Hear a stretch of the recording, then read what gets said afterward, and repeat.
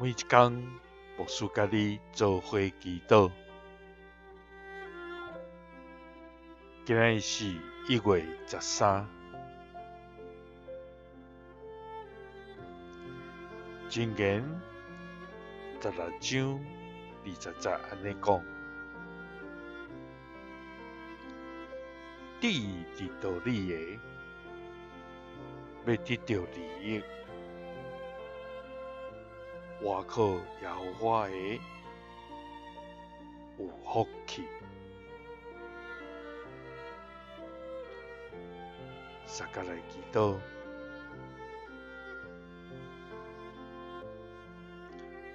互阮有福氣來倚靠的天父，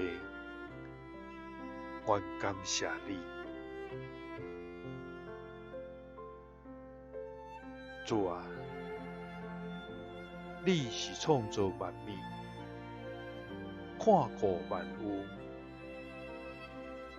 賜予阮正人的上帝。你對未創造世界以前，就已經捌阮，會佇阮未出母胎，就已經聽阮。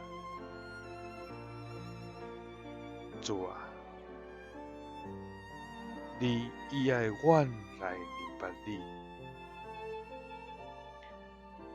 也歡喜阮來親近你，因為對古早到現在，你聽阮永無改變。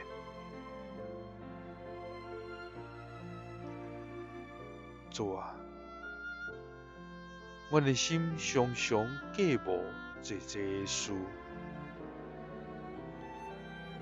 總是因為阮的驕傲，最後攏歸佇空空，無利益。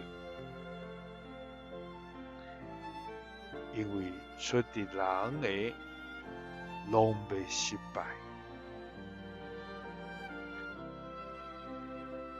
總是將所要做的交託上帝，就會穩當。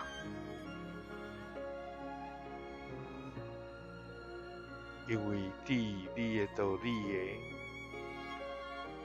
要得到利益；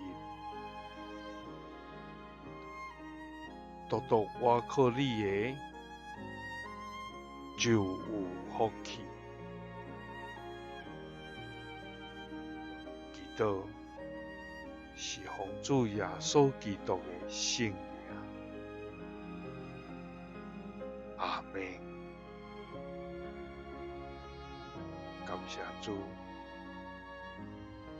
因為咱若倚靠伊，就要有伊所賞賜的福氣。耶穌聽你，賜你平安。